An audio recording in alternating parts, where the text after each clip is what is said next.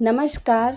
महिलाओं बच्चों पर अपराध की जांच 2 महीनों में। धारा 193 के मुताबिक महिलाओं और बच्चों से जुड़े गंभीर अपराध के मामलों को अपराध की शिकायत मिलने के 2 महीने के अंदर खत्म करना अनिवार्य हो गया है।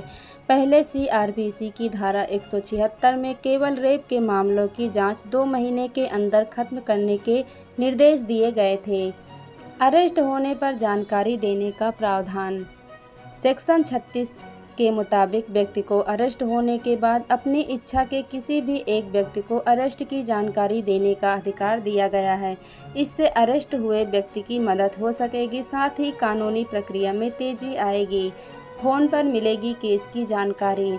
केस दर्ज कराने वाले व्यक्ति को केस, उसकी प्रोग्रेस और अपडेट की हर जानकारी मोबाइल नंबर पर एसएमएस के जरिए दी जाएगी। धारा 193 के मुताबिक केस पर हो रही हर अपडेट 90 दिन के अंदर फरियादी को बतानी होगी। सीआरपीसी में इसकी सुविधा नहीं थी।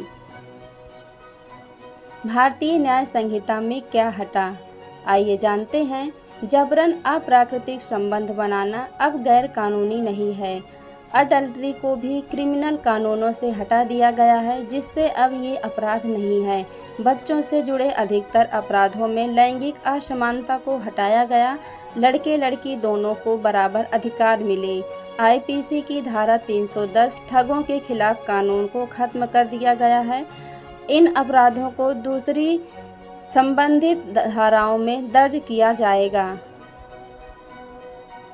भारतीय न्याय संहिता महिलाओं से जुड़े चार बड़े अपडेट। शादी का झांसा देकर यौन शोषण करना अपराध।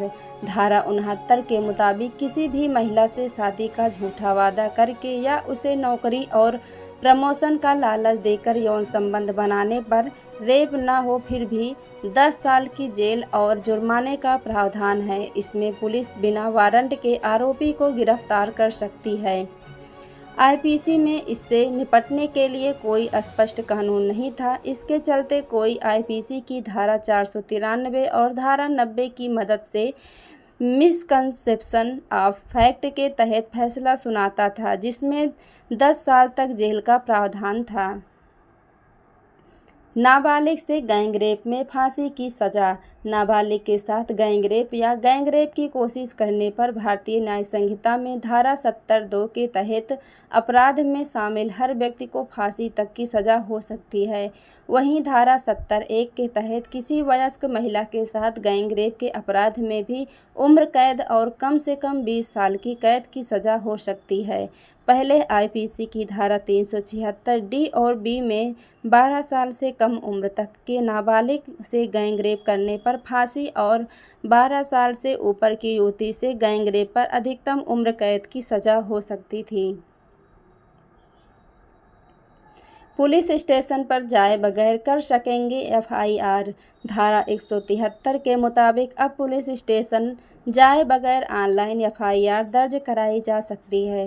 पहले कुछ राज्यों में चोरी जैसे अपराधों में एफआईआर दर्ज कराई जा सकती थी, लेकिन अब देश भर में हत्या, लूट, रेप जैसे गंभीर मामलों में भी एफआईआर हो सकती है। मॉब लिंचिंग पर अलग से कानून। फांसी की सजा। बीएनएस की धारा 103(2) के मुताबिक अगर 5 या उससे ज़्यादा लोगों या ग्रुप जाति, धर्म, भाषा, लिंग, नस्ल, आस्था जैसी वजहों के आधार पर किसी व्यक्ति की पीट कर हत्या कर देता है तो ग्रुप के हर व्यक्ति को फांसी की सजा हो सकती है। मॉब लिंचिंग में उम्र कैद और जुर्माना भी हो सकता है। पहले आईपीसी में इसके लिए अलग से कोई कानून नहीं था। मॉब लिंचिंग के दोषियों पर आईपीसी की धारा 302 के तहत हत्या का केस भी दर्ज किया जाता था। मॉब लिंचिंग की घटनाएं बढ़ने के बाद देश में लंबे समय से अलग कानून की मांग उठ रही थी। पहली बार क्रिमिनल कानूनों में आतंकवाद शामिल। आतंकवाद को क्रिमिनल कानूनों में शामिल कर लिया गया है। बीएनएस की धारा 113 में आतंकवाद और आतंकी गतिविधियों को परिभाषित किया गया है। दोषी पाए जाने पर आरोपी को फांसी और उम्र कैद की सजा हो सकती है। पहले आईपीसी में आतंकवाद शामिल नहीं था। ऐसे मामलों को अनलॉफुल एट्रोसिटीज प्रिवेंशन एक्ट यानी यूएपीए के तहत पेश किया जाता था। यूएपीए के नियम ज़्यादा सख्त होते हैं और मामलों की सुनवाई स्पेशल कोर्ट में होती है। हालांकि अभी यह स्पष्ट नहीं है कि बीएनएस और यूएपीए दोनों एक साथ काम कैसे करेंगे। भारतीय न्याय संहिता छोटे अपराधों में अब कम्युनिटी सर्विस।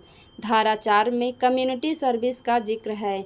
कम्युनिटी सर्विस यानी वो काम जिससे कम्युनिटी को लाभ हो। अब छोटे मोटे अपराध के लिए कोर्ट जेल भेजने के बजाय कम्युनिटी सर्विस की सज़ा दे सकती है। हालांकि इसमें क्या काम करने होंगे ये अभी स्पष्ट नहीं है। आईपीसी में कम्युनिटी सर्विस का कहीं कोई जिक्र नहीं था। सज़ा के तौर पर कम्युनिटी सर्विस कब दी जा सकती है? पब्लिक सर्वेंट के अवैध व्यापार में शामिल होने पर 5,000 की चोरी और पैसे लौटाने वाला पहली बार का चोर, शराब पीकर पब्लिक प्लेस पर गलत व्यवहार, मानहानि के मामले में भारतीय न्याय संहिता की धारा 291 के मुताबिक यदि कोई पालतू जानवर किसी व्यक्ति पर अटैक करता है या कोई नुकसान पहुंचाता है तो जानवर के मालिक को 5,000 रुपये का जुर्माना और 6 महीने की जेल की सज़ा हो सकती है। भारतीय न्याय संहिता बच्चों से जुड़े 2 बड़े अपडेट। बच्चों की किडनैपिंग पर 7 साल की सज़ा। किडनैपिंग के मामलों में लड़के लड़की की उम्र 18 साल तय की गई है। इसके मुताबिक अगर कोई व्यक्ति 18 साल से कम उम्र के बच्चों यानी लड़के लड़कियों दोनों को उनके संरक्षण की मर्जी के बगैर फुसलाकर ले जाता है यानी किडनैप करता है तो धारा 137 और धारा 138 के तहत उसे 7 साल की सज़ा और जुर्माना हो सकता है। इन मामलों में अब महिला पुलिस अधिकारी बयान दर्ज करेंगी और जांच संभालेंगी। पहले आईपीसी में इस अपराध के लिए लड़के की उम्र 16 साल और लड़कियों की उम्र 18 साल तय थी। भारतीय न्याय संहिता में इसे बदलकर एक रूपता लाने की कोशिश की गई है। बच्चों की खरीद फरोख्त में 10 साल की कैद। भारतीय न्याय संहिता में 18 साल से कम उम्र के बच्चों की वेश्यावृत्ति के लिए खरीद फरोख्त करने पर भारतीय न्याय संहिता की धारा 98 और धारा 99 के मुताबिक कम से कम 7 साल और अधिकतम 14 साल की सज़ा का प्रावधान है।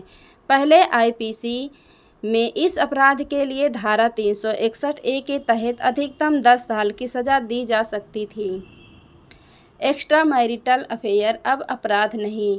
भारतीय न्याय संहिता में अडल्ट्री को हटा दिया गया है यानी एक्स्ट्रा मैरिटल अफेयर अब अपराध नहीं है।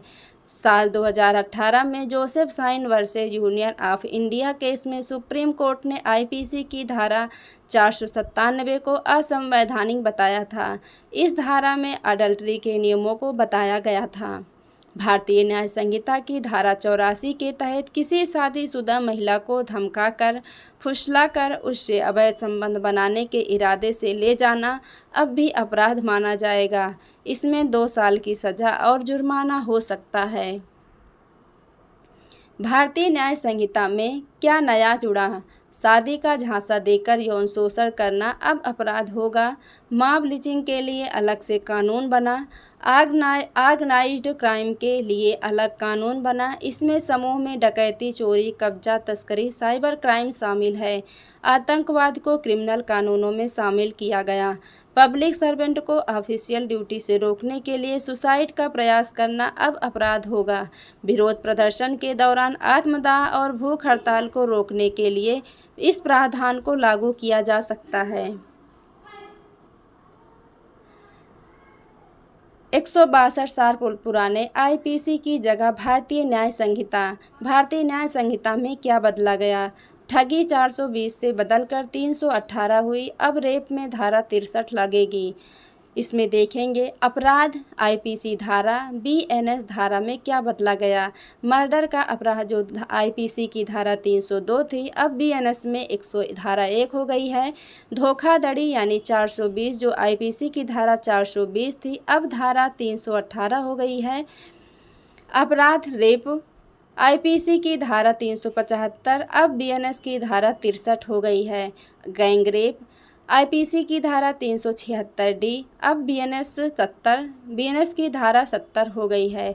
गैर कानूनी सभा अब इसमें आईपीसी की धारा 141 से 144 की जगह बीएनएस की धारा 187 से 189 हो गई है। अपराध दंगे की जगह दंगे में आईपीसी की धारा 146 की जगह बीएनएस की धारा 191 हो गई है।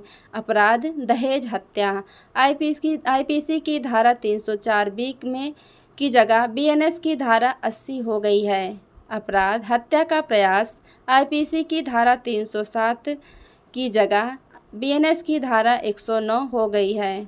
अपराध मानहानि आईपीसी की धारा 499 की जगह बीएनएस की धारा 356 हो गई है। किडनैपिंग आईपीसी की धारा 359 की जगह बीएनएस की धारा 137 हो गई है। अपराध हमला आईपीसी की धारा 391 की जगह बीएनएस की धारा 130 हो गई है। अपराध पीछा करना आईपीसी की धारा 354 डी की जगह बीएनएस की धारा 78 हो गई है। नाबालिग पत्नी से जबरन शारीरिक संबंध बनाना रेप होगा। भारतीय न्याय संहिता की धारा 63 में रेप को परिभाषित किया गया है। इसके एक्सेप्शन 2 में कहा गया है कि कोई व्यक्ति पत्नी के साथ जबरदस्ती यौन संबंध बनाता है तो उसे रेप नहीं माना जाएगा, बशर्ते पत्नी की उम्र 18 साल से अधिक हो। यानी नाबालिग पत्नी से जबरन संबंध बनाना रेप के दायरे में आएगा। पहले आईपीसी की धारा 375 में यह उम्र 15 साल थी। नोट: देश में लड़कियों की शादी की कानूनी उम्र 18 साल है, लेकिन मुस्लिम पर्सनल लॉ में 18 साल से कम उम्र में शादी की इजाज़त है। भारतीय न्याय संहिता डॉक्टर, ड्राइवर, पत्रकारों से जुड़े बड़े अपडेट।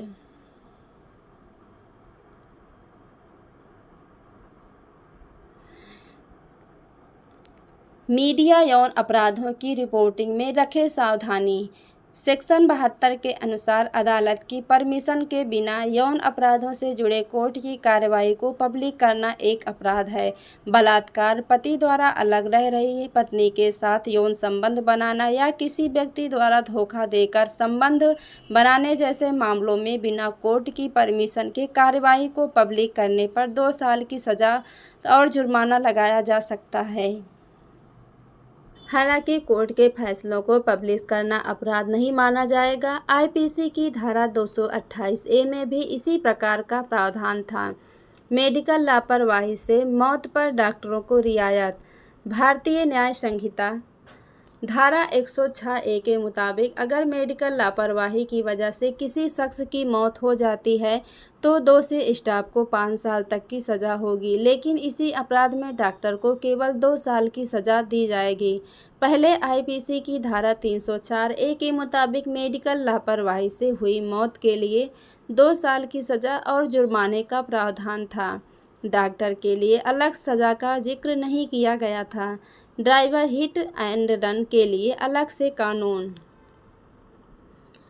अगर लापरवाही से गाड़ी चलाने की वजह से किसी व्यक्ति की मौत हो जाती है और घटना के तुरंत बाद दोषी पुलिस या मजिस्ट्रेट को सूचना दिए बगैर भाग जाता है तो उसे हिट एंड रन कहते हैं।